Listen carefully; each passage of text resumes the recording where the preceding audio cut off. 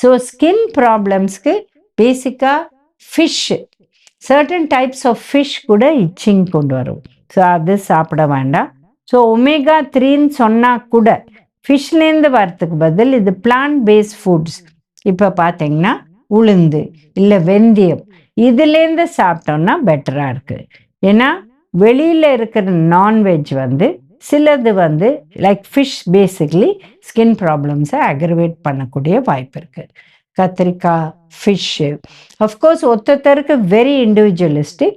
இப்போ சில பேர் சரி நாங்கள் அலர்ஜி டெஸ்ட் பண்ணிடுறோம் அப்படின்னு சொல்லுவாங்க.